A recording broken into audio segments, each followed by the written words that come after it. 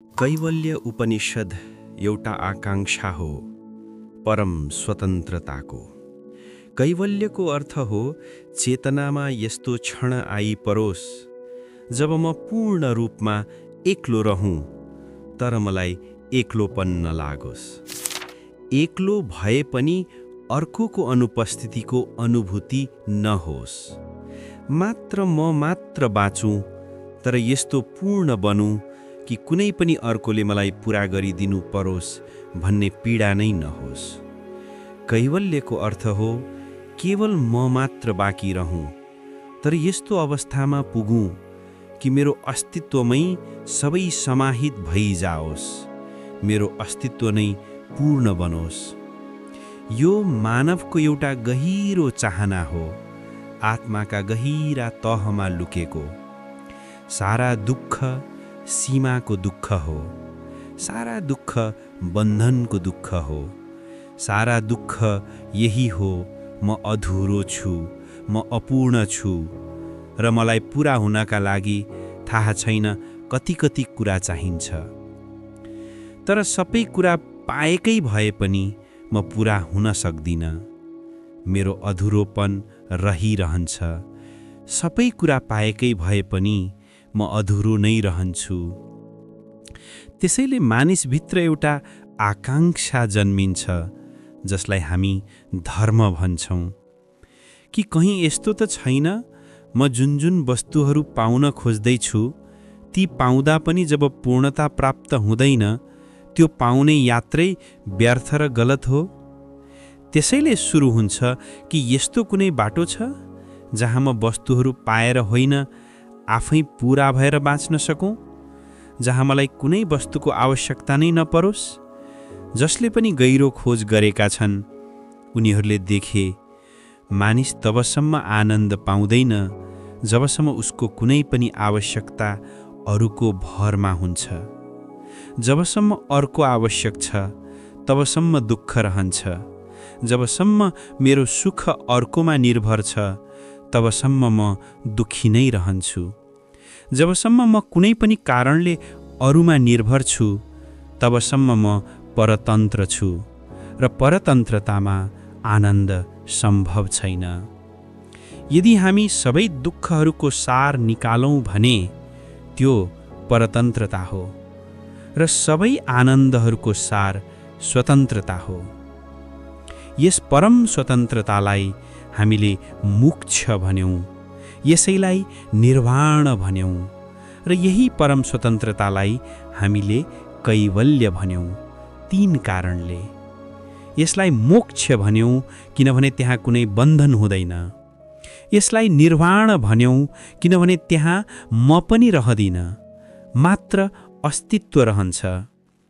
जब म भन्छु म छु त्यो दुई शब्द हो, म र छु।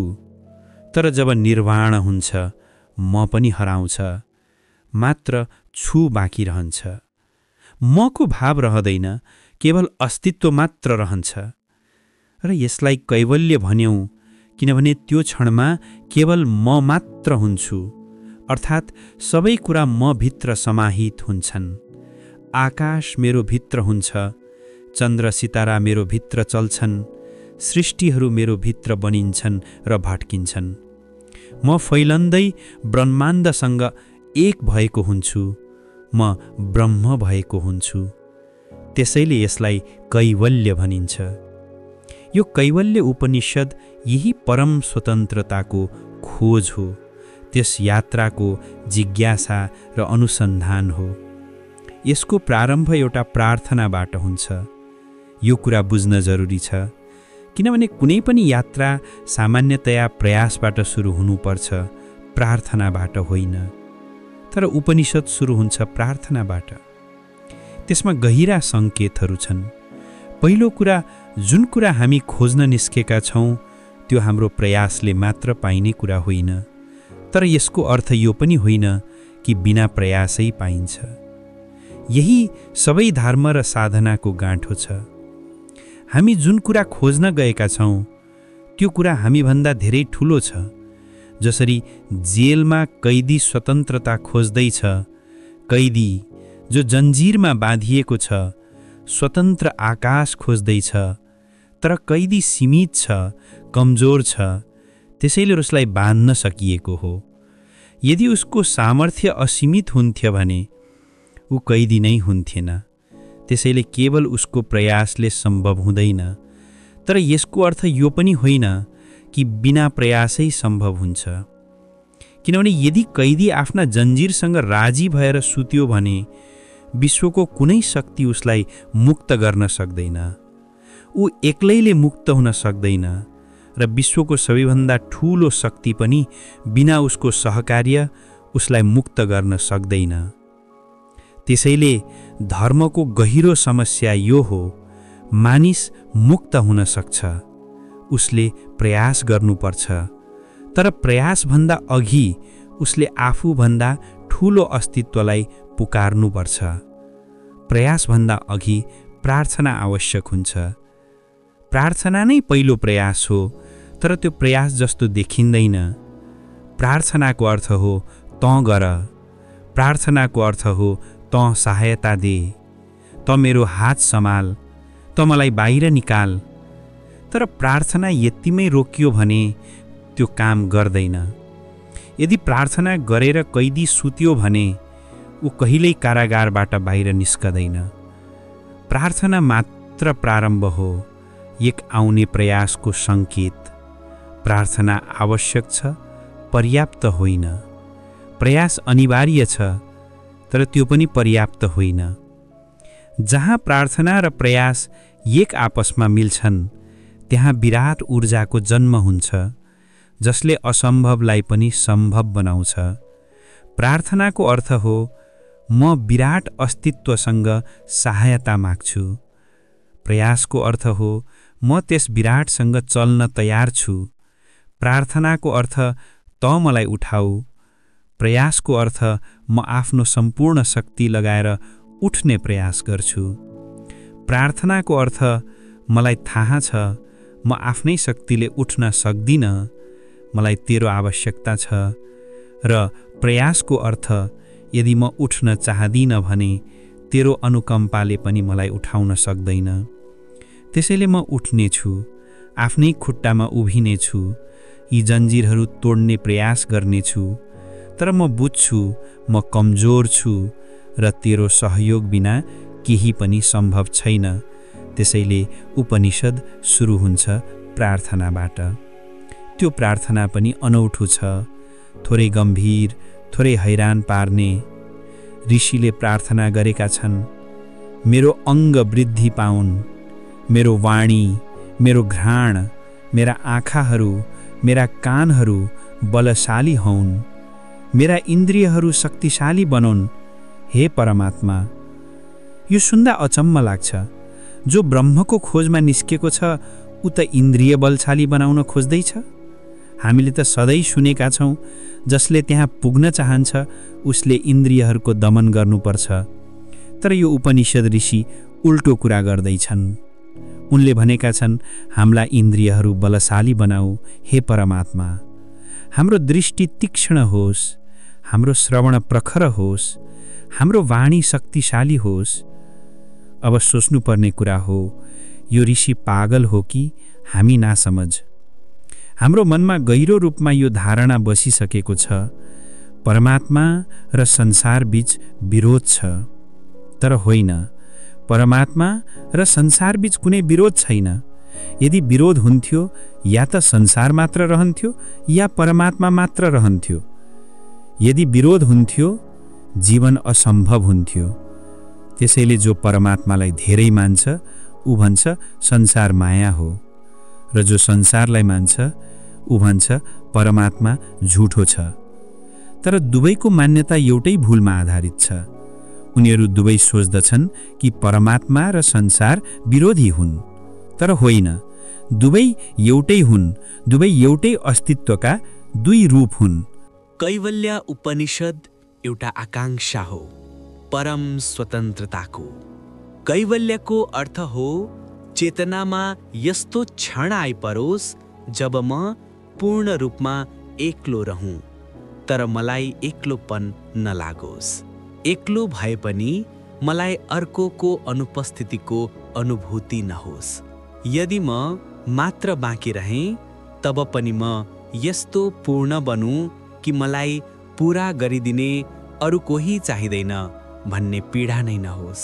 कैवल्यको अर्थ हो केवल म मात्र बाँकी रहूँ, तर यस्तो रूपमा कि मेरो अस्तित्वमै सबै कुरा समाहित भइजाओस्, मेरो हुनु नै पूर्ण बनोस्। यो मानव आत्माको गहिरो इच्छा हो, आत्माका सबैभन्दा भित्री तहमा लुकिएको आकांक्षा। सारा दुःख सीमाको दुःख हो, सारा दुःख बन्धनको दुःख हो, सारा दुःख यही हो, म अधुरो छु, म अपूर्ण छु र मलाई पूरा हुनका लागि कति कति कुरा चाहिन्छन्। तर ती सबै कुरा प्राप्त भए पनि म पूरा हुन सक्दिनँ, मेरो अधुरोपन रहिरहन्छ। सबै कुरा पाएकै भए पनि म अधुरो नै रहन्छु। त्यसैले मानवभित्र एउटा आकांक्षा जन्मिन्छ जसलाई हामी धर्म भन्छौँ। कहीँ यस्तो त होइन कि म जुन वस्तुहरू पाउन खोज्दैछु ती वस्तुहरू पाउँदा पनि जब पूर्णता प्राप्त हुँदैन त्यो पाउने यात्रा नै व्यर्थ र गलत छ। त्यसैले अर्को बाटो खोज्नुपर्छ जहाँ म वस्तुहरू पाएर होइन आफै पूरा भएर बाँच्न सकूँ, जहाँ कुनै पनि वस्तुको आवश्यकता नै नहोस्। जसले पनि गहिरो खोज गरेका छन् उनीहरूले देखे मानिस तबसम्म आनन्द पाउँदैन जबसम्म उसको कुनै पनि आवश्यकता अरूको भरमा हुन्छ।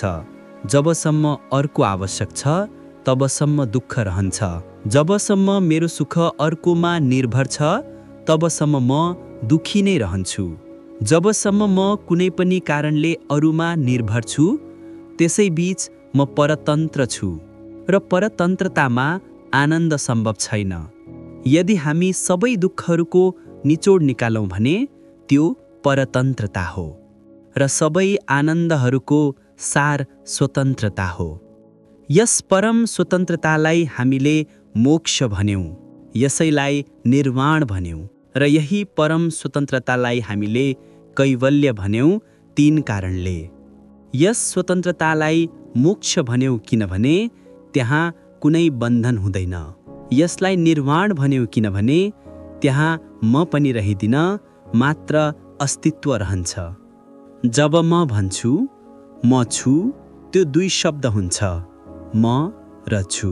तर जब निर्वाण हुन्छ म पनि हराउँछ, मात्र छु बाँकी रहन्छ। मको भाव रहँदैन, केवल होइनु मात्र रहन्छ। र यसलाई कैवल्य भन्यौँ किनभने त्यो क्षणमा केवल म मात्र हुन्छु। केवल म मात्र हुन्छु अर्थात् सबै कुरा म भित्र समाहित भइजान्छन्। आकाश मेरो भित्र हुन्छ, चन्द्रमा र तारा मेरो भित्र चल्छन्, सृष्टिहरू मेरो भित्रै बनिन्छन् र भत्तिन्छन्। म फैलिँदै यो ब्रह्माण्डसँग एक भएको हुन्छु, म ब्रह्म भएको हुन्छु। त्यसैले यसलाई कैवल्य भनिन्छ। यो कैवल्य उपनिषद यही परम स्वतन्त्रताको खोज हो, त्यो जिज्ञासाको, त्यो यात्राको अनुसन्धान हो। यसको प्रारम्भ एउटा प्रार्थनाबाट हुन्छ। यो कुरा पनि बुझ्नुपर्छ किनभने कुनै पनि यात्रा सामान्यतया प्रयासबाट सुरु हुनुपर्छ, प्रार्थनाबाट होइन। तर उपनिषद सुरु हुन्छ प्रार्थनाबाट। त्यसमा गहिरा सङ्केतहरू छन्। पहिलो कुरा, जुन कुरा हामी खोज्न निस्केका छौँ त्यो हाम्रो प्रयासले मात्र पाइने होइन। तर यसको अर्थ यो पनि होइन कि बिना प्रयास नै पाइन्छ। यही कठिनाइ छ, यही सम्पूर्ण धर्म र साधनाको गाँठो छ। हामी जुन कुरा खोज्न गएका छौँ त्यो हाम्रो प्रयासले मात्र सम्भव छैन, किनभने त्यो कुरा हामीभन्दा धेरै ठुलो छ। जसरी जेलभित्र बन्द एउटा कैदी स्वतन्त्रता खोज्दैछ, जन्जिरमा बाँधिएको कैदी असीम आकाश खोज्दैछ, तर जसको खोज छ त्यो असीम छ। कैदी सीमित छ। यदि ऊ सीमित नहुँदो हो त ऊ कैदी नै हुने थिएन। यदि ऊ सीमित नहुँदा को कसरी उसको हातमा जन्जिर बाँध्थ्यो, कसरी उसको खुट्टामा बेडी हाल्थ्यो, कसरी उसको वरिपरि कारागार बनाउँथ्यो। सीमित छ, कमजोर छ, त्यसैले त ऊ कारागारमा छ। कारागारमा हुनु उसको कमजोरीको प्रमाण हो। त्यसैले केवल उसको प्रयासले सम्भव हुँदैन। यदि उसको प्रयासले मात्र सम्भव हुने भए ऊ कहिल्यै कैदी हुने थिएन। तर यसको अर्थ यो पनि होइन कि बिना प्रयास नै सम्भव हुन्छ, किनभने यदि त्यो कैदी आफ्नै जन्जिरहरूसँग सन्तुष्ट भएर सुत्यो भने संसारको कुनै पनि शक्ति उसलाई मुक्त गर्न सक्दैन। ऊ एक्लै मुक्त हुन सक्दैन र संसारको सबैभन्दा ठुलो शक्ति पनि बिना उसको सहकार्य उसलाई मुक्त गर्न सक्दैन। त्यसैले धर्मको गहिरो समस्या यही हो, मानिस मुक्त हुन सक्छ, उसले प्रयास गर्नुपर्छ, तर प्रयासभन्दा अगाडि उसले आफूभन्दा ठुलो अस्तित्वलाई पुकार्नुपर्छ। प्रयासभन्दा अगाडि उसले प्रार्थना गर्नुपर्छ। प्रार्थनाबाट नै प्रयास सुरु हुन्छ। प्रार्थना नै पहिलो प्रयास हो, तर त्यो प्रयास जस्तो देखिँदैन। प्रार्थनाको अर्थ हो तँ गर, तँ सहायता दे, तँ मेरो हात समाट, तँ मलाई बाहिर निकाल। तर प्रार्थना यतिमै रोक्यो भने त्यो काम गर्दैन। यदि प्रार्थना गरेर कैदी सुत्यो भने ऊ कारागारबाट मुक्त हुन सक्दैन। प्रार्थना केवल एउटा प्रारम्भ हो, आउने प्रयासको सङ्केत हो। प्रार्थना आवश्यक छ, पर्याप्त होइन। प्रयास अनिवार्य छ, तर त्यो पनि पर्याप्त होइन। जहाँ प्रार्थना र प्रयास मिल्छन् त्यहाँ विराट ऊर्जाको जन्म हुन्छ, जसले असम्भवलाई पनि सम्भव बनाउँछ। प्रार्थनाको अर्थ हो म विराट अस्तित्वसँग सहायता माग्छु। प्रयासको अर्थ हो म त्यस विराटसँग चल्न तयार छु। प्रार्थना भन्छ त मलाई उठा, प्रयास भन्छ म आफ्नो सम्पूर्ण शक्ति लगाएर उठ्ने छु। प्रार्थनाको अर्थ मलाई थाहा छ म आफ्नै शक्तिले उठ्न सक्दिनँ, मलाई तेरो आवश्यकता छ। र प्रयासको अर्थ यदि म उठ्न चाहदिनँ भने तेरो कृपाले पनि मलाई उठाउन सक्दैन। त्यसैले म उठ्ने छु, आफ्नै खुट्टामा उभिने छु, यी जन्जिरहरू तोड्ने प्रयास गर्नेछु। तर म बुझ्छु म कमजोर छु र तेरो सहायता बिना केही सम्भव छैन। त्यसैले उपनिषद सुरु हुन्छ प्रार्थनाबाट। त्यो प्रार्थना पनि अनौठो छ, थोरै कठिन, थोरै हैरान पार्ने। ऋषिले प्रार्थना गरेका छन् म मेरा अङ्गहरू वृद्धि पाउन्, म मेरो वाणी, मेरो घ्राण, मेरा आँखाहरू, मेरा इन्द्रियहरू शक्तिशाली बनाउन्। यो सुन्दा अचम्म लाग्छ। जो ब्रह्मको खोजमा निस्केको छ ऊ त इन्द्रियहरू बलशाली बनाउन खोज्दैछ। हामीले त सधैँ सुनेका छौँ, जसले परमात्मा खोज्न चाहन्छ उसले इन्द्रियहरूको दमन गर्नुपर्छ। तर यो उपनिषदको ऋषि उल्टो कुरा गर्दैछन्। उनले भनेका छन्, हाम्रो इन्द्रियहरू बलशाली बनाऊ हे परमात्मा, हाम्रो दृष्टि तीक्ष्ण होस्, हाम्रो श्रवण प्रखर होस्, हाम्रो वाणी शक्तिशाली बनोस्। अब प्रश्न उठ्छ, यो ऋषि पागल हो कि हामी नासमझ? हाम्रो मनमा गहिरो रूपमा यो कुरा बसेको छ, परमात्मा र संसार बीच विरोध छ। तर होइन, परमात्मा र संसार बीच कुनै विरोध छैन। यदि विरोध हुन्थ्यो या त संसार मात्र रहन्थ्यो या परमात्मा मात्र रहन्थ्यो। यदि विरोध हुन्थ्यो जीवनै असम्भव हुन्थ्यो। त्यसैले जो परमात्मालाई धेरै मान्छ ऊ भन्छ संसार माया हो, र जो संसारलाई मान्छ ऊ भन्छ परमात्मा झुटो हो। तर दुवैको धारणा एउटै भूलमा आधारित छ। उनीहरू दुवै सोच्छन् कि परमात्मा र संसार विरोधी छन्, तर होइन, दुवै एउटै हुन्। दुवै एउटै अस्तित्वका दुई रूप हुन्। तर यो ऋषि के अर्को कुरा भनिरहेको छ। यो ऋषि परमात्मा र संसारलाई विरोधी मान्दैन।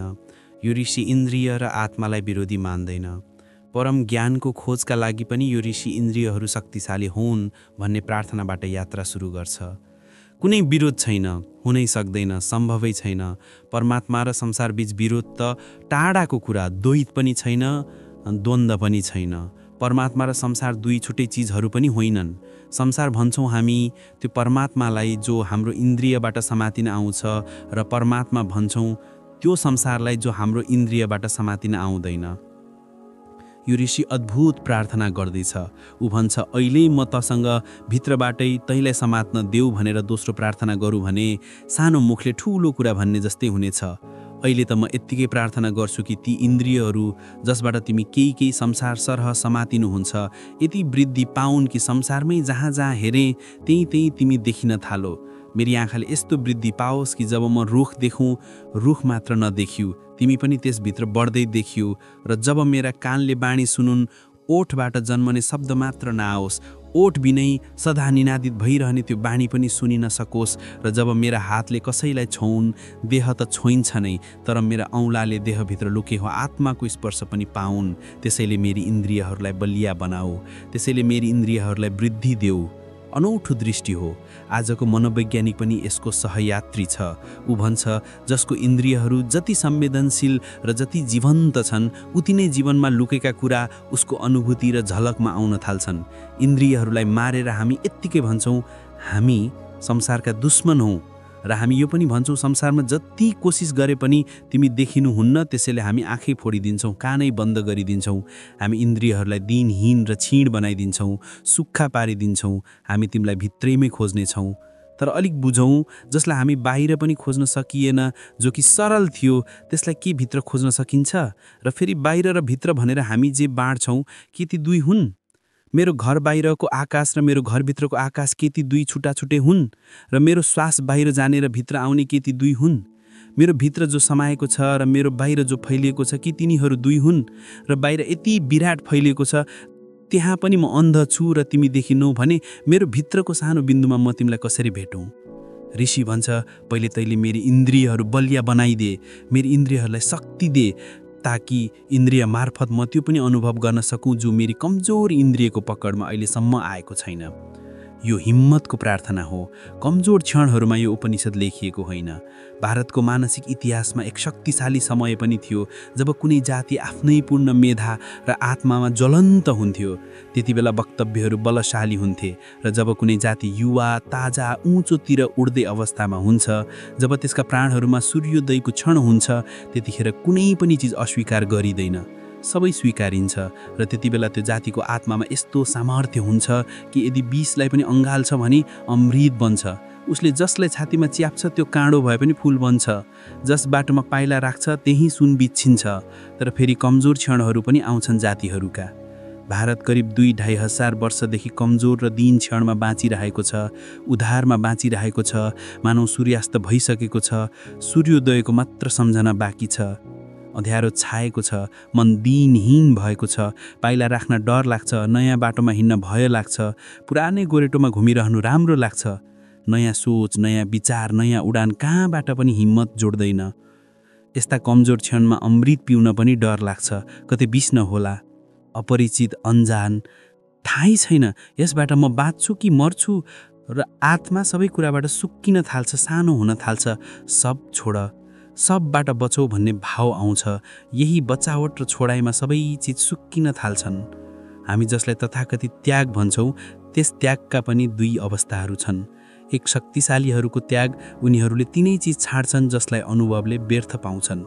अर्को कमजोरहरूको त्याग, उनीहरूले ती सबै छाड्छन् जसलाई आफूभन्दा शक्तिशाली देख्छन्। यसलाई अलिक प्रष्ट बुझ्नु। शक्तिशालीहरू पनि त्याग गर्छन्, व्यर्थ ठानिएको कुरा छोड्छन्। कमजोरहरू पनि त्याग गर्छन्, जहाँ जहाँ शक्ति छ त्यही डर लाग्छ त्यसैले छोड्छन्।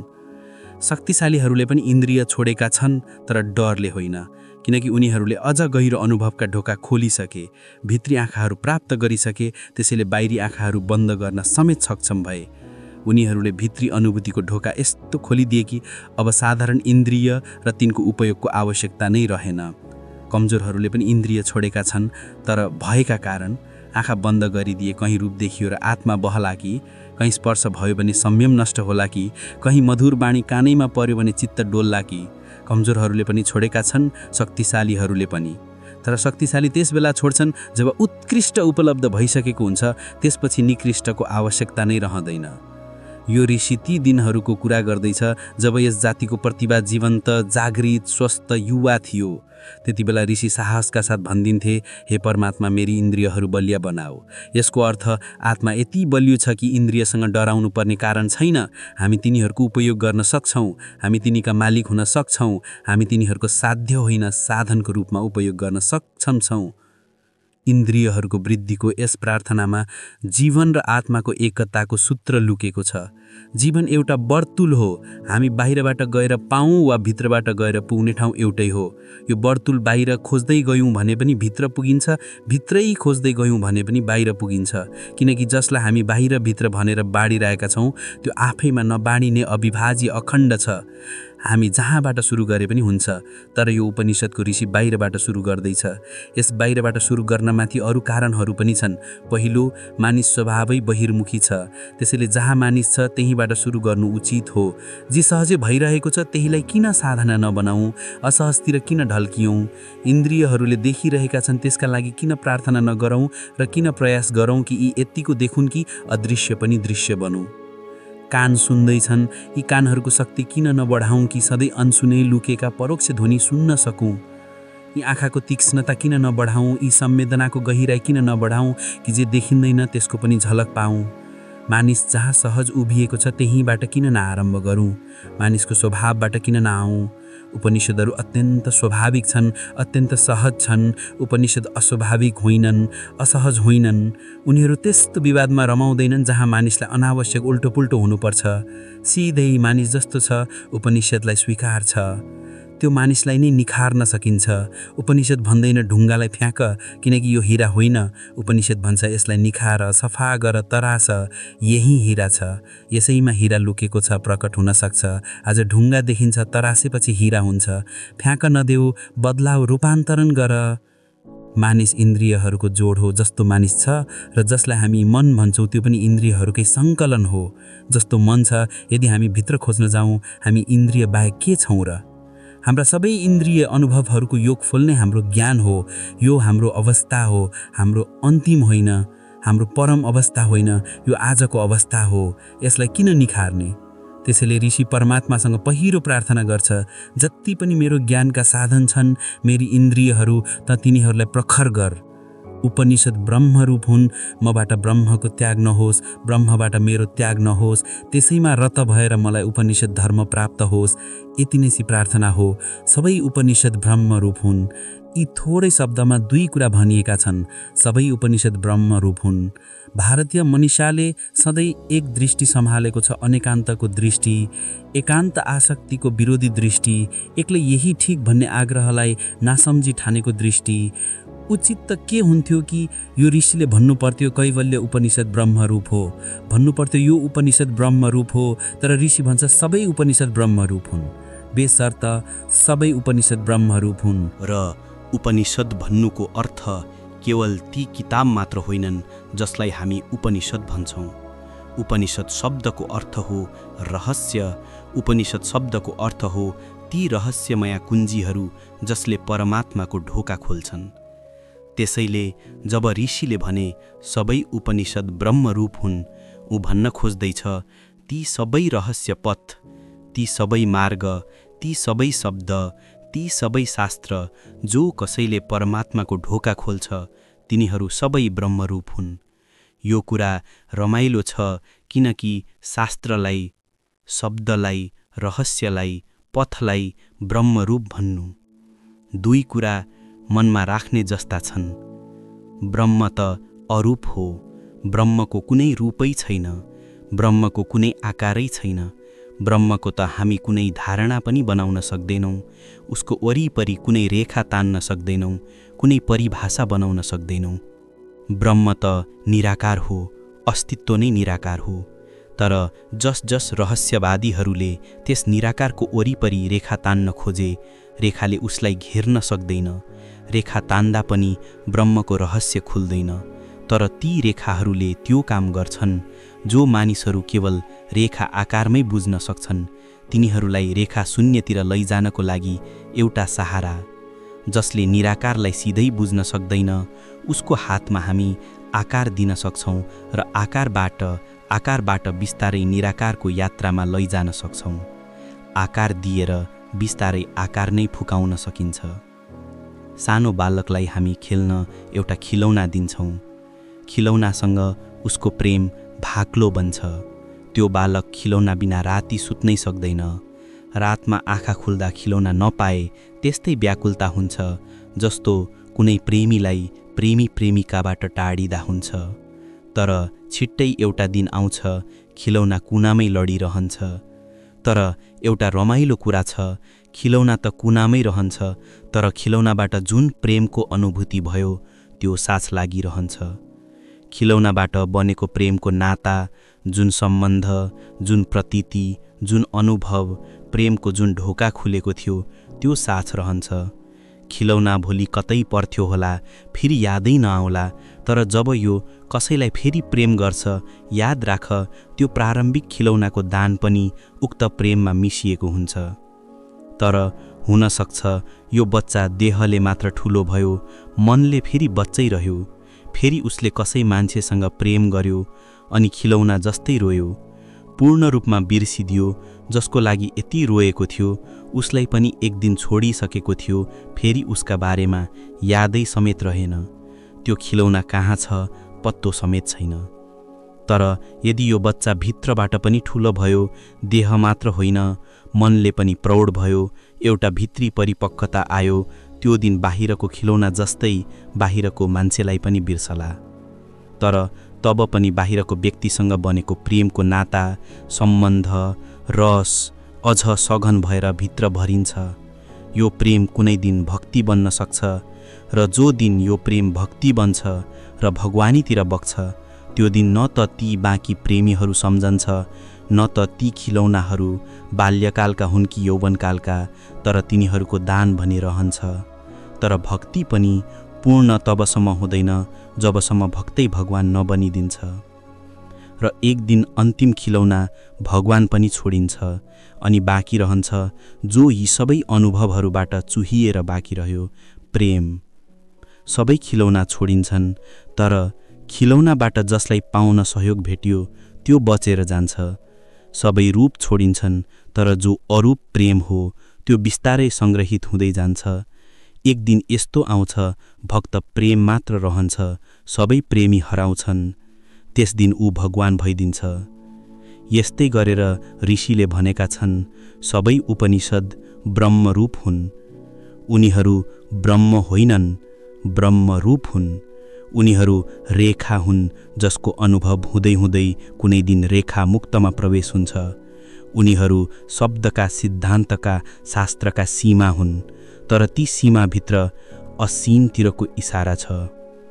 त्यसैले जस्तै एक दिन सबै खिलौना छोडिन्छ, उस्तै एक दिन सबै उपनिषद पनि छोडिन्छ, एक दिन सबै शास्त्र पनि छोडिन्छ।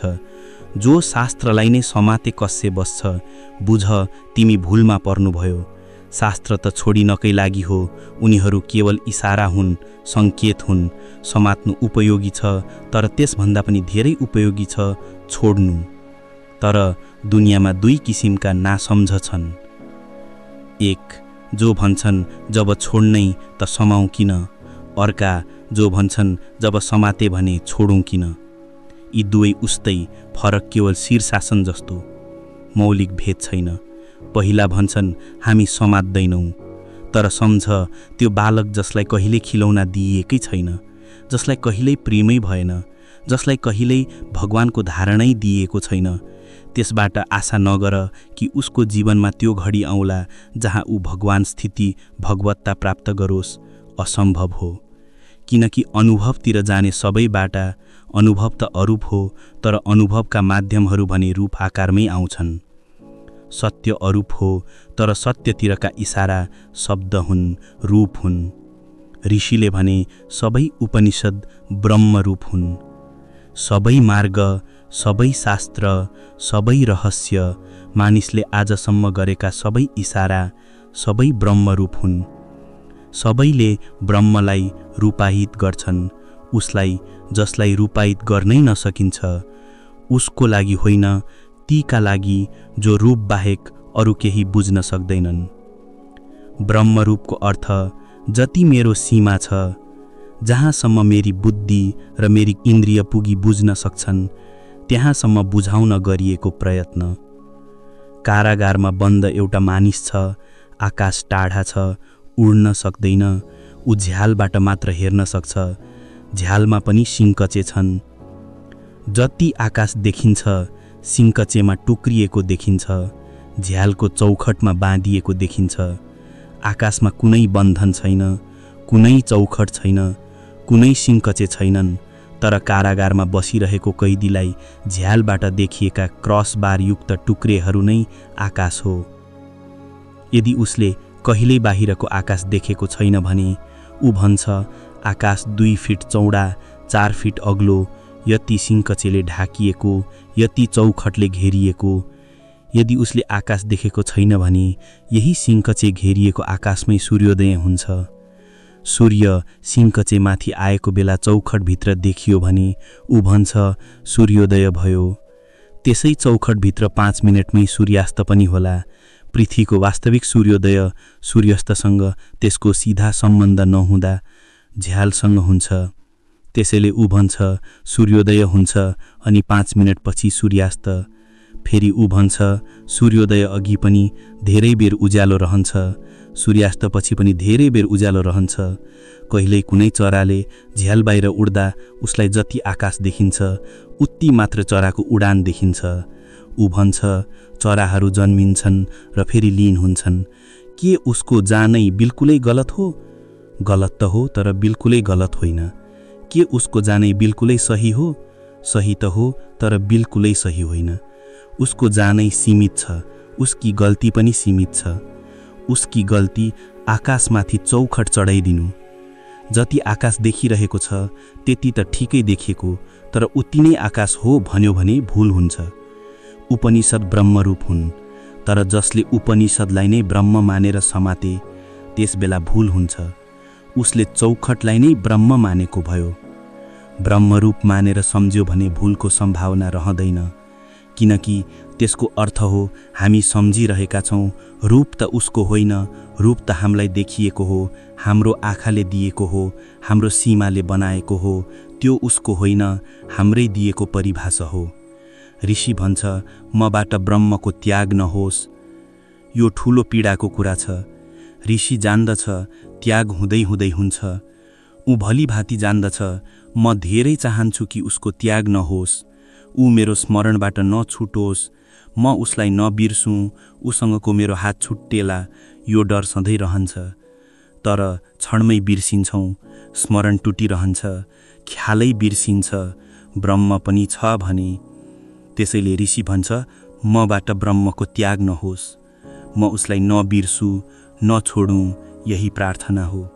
र फेरि भन्छ र ब्रह्मले पनि मेरो त्याग नगरोस्, यो पनि प्रार्थना हो, किनकि म उसलाई सम्झिरहोस् र यदि त्यो विराटमा मेरो तर्फ कुनै संवेदनै नहोला, म चिच्याइरहँ तर मेरो आवाज उस विराटसम्मै नपुगोस्, म पुकारिरहँ तर त्यसलाई सुन्ने त्यहाँ कुनै उपाय नै नहोला, म उसलाई नत्यागौँ तर उनै मलाई बिर्सिदियोस्। यो त्यो होइन कि ऋषि साँच्चीकै सोच्दछ ब्रह्मले उसलाई त्याग गर्न सक्छ, होइन, यो उसकी आकांक्षा हो, होइन। यसलाई ठिकै बुझ, यो अर्थ होइन कि ऋषि सोच्दछ ब्रह्मले उसलाई त्याग गर्न सक्छ, होइन, यो उसकी प्रार्थना हो, कातर प्रार्थना, मेरो त्याग गर्नु भएन भनी। भली भाँति जान्दछ उहाँबाट त्याग हुँदैन, भली भाँति जान्दछ म उसलाई त्याग गर्न सक्छु, उसले मलाई त्याग गर्न सक्दैन, किनकि उहाँ बिनाको म हुँदै छैन। म उसलाई त्याग गर्न सक्छु किनकि उहाँ मेरो बिना पनि हुनुहुन्छ। यो ऋषि भली भाँति जान्दछ कि ब्रह्मले मेरो त्याग गर्न सक्दैन, तर यो प्रार्थना हो, यो आकांक्षा हो। यस आकांक्षामा ऊ भन्छ म त एक पटक बिर्सिन्छु तर तैँले मलाई नबिर्स, म त बिर्सिने नै गर्छु, म नबिर्सुँ, यो तैसँग मेरो प्रार्थना हो। तैपनि मलाई पक्का छैन कि म सधैँ तैँलाई सम्झिरहला।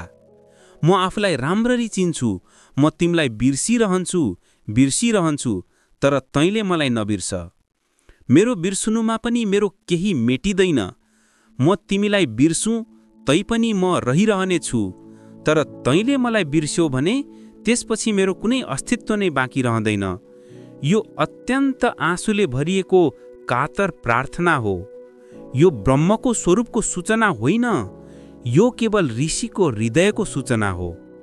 उसमा रत भएको मलाई उपनिषद धर्मको प्राप्ति होस्। म तिमीमै डुबेको, तिमीको स्मरणमै हराएको, तिमीमै लीन भएको त्यो धर्म पाऊँ जसतर्फ सबै उपनिषद इसारा गर्छन्। हिन्दू धर्मको उपलब्धि होस्, मुसलमान धर्मको उपलब्धि होस्, जैन धर्मको उपलब्धि होस्, ऋषिले यस्तो भनेको होइन। त्यति मात्र भनेको, सबै रहस्यहरूले जसतर्फ इसारा गरेका छन् त्यही धर्मको मलाई उपलब्धि होस्। उपनिषदले जसतर्फ इङ्गित गर्छन् त्यही धर्मको मलाई उपलब्धि होस्। यो जे समस्त सङ्केतहरूद्वारा समस्त इसाराहरूले जुन धर्मको कुरा गरिएको छ त्यो धर्म के हो र त्यसको उपलब्धिको आकाङ्क्षा किन? धर्म के हो? धर्मको अर्थ यस जगतको सारभूत नियम, यस जगतको आधारभूत नियम, यस जगतको स्वभाव, यो अस्तित्वको जो प्राण हो उही, समस्त अस्तित्वको जो आत्मा हो उही। धर्मको अर्थ जसले सबैलाई धारण गरेको छ, जसले सबैलाई सम्हालेको छ, जसमा सबै छ र जसैमा सबै विकसित हुन्छ र लीन हुन्छ। धर्मको अर्थ परम आधार। त्यो परम आधार मलाई उपलब्ध होस्, तिमीमा रत भएर, तिमीमा लीन भएर। यस सूत्रमा एउटा धेरै रमाइलो कुरा छ। ऋषि भन्छ, यदि तिमीमा नलिनै भए पनि मलाई त्यो परम आधार उपलब्ध हुन्थ्यो भने मलाई आकाङ्क्षा छैन। त्यो परम नियम पनि मलाई मिलोस्, त्यो सत्य पनि मैले पाऊँ जसमाथि सबै टिकेका छन्। तर तिमीमा मेरो लीनता नहोस् भने त्यसलाई पाउन मेरो कुनै आकाङ्क्षा छैन। किन? यही धर्म र विज्ञानको भेद हो। विज्ञान पनि त्यही परम नियमको, त्यही धर्मको खोजमा लागेको छ जसमाथि सारा अस्तित्व टेकेको छ, तर उसमा लीन हुने आकाङ्क्षाबाट होइन, उसको कब्जा गर्ने, त्यसको मालिक हुने, त्यसमाथि विजेता हुने आकाङ्क्षाबाट। विज्ञान पनि धर्मको अर्थात् नियमको नै खोज हो, आत्यन्तिक सत्य जसमाथि अस्तित्व टेकेको छ। विज्ञान पनि त्यसैको खोजमा रत छ, तर वैज्ञानिकको दृष्टि उसलाई जानेर, खोलेर, त्यसको मालिक भइदिने, उसलाई आफ्नो नियन्त्रणमा लिएर उसलाई काममा लगाउने, उपयोग गर्ने यही हो। धर्म पनि, धार्मिक व्यक्ति पनि, ऋषि पनि त्यही धर्मको खोजमा छन्, तर आकाङ्क्षा भिन्न छ। आफूलाई मालिक बनाउने होइन, आफै उसमा लीन भइदिने। आफू उसको उपयोगकर्ता होइन, आफै उसको उपयोगमा आऊँ, विजित भइदिने, हारिदिने, समर्पित भइदिने। सत्यलाई यसै जित्न निस्कियो, पछाडि उसको उपयोग गर्नेछु भने त्यो खोजको नाम विज्ञान हो। र सत्यलाई यसै खोज्न निस्कियो, मिल्यो भने आफ्नैलाई उसको चरणमा लीन गरिदिनेछु भनेर त्यो खोजको नाम धर्म हो। उपनिषदको यस सूत्रको सन्दर्भमा यत्तिकै। अब भोलिको ध्यान सम्बन्ध अलिक कुरा भनिदिउँ। बिहानको ध्यान। बिहानको ध्यान 4 चरणमा छ। पहिलो 10 मिनेट तीव्र श्वास लिनु हो। श्वासद्वारै अस्तित्वमा प्रवेश गर्नु हो। श्वासलाई नै शक्ति र ऊर्जा दिनु हो। श्वासमै सारा प्राण हालिदिनु हो। श्वास बाहिर जाँदा तिम्रो पुरा आत्मा श्वाससँगै बाहिर जाओस्। श्वास भित्र आउँदा पुरा अस्तित्व श्वाससँगै भित्र आओस्।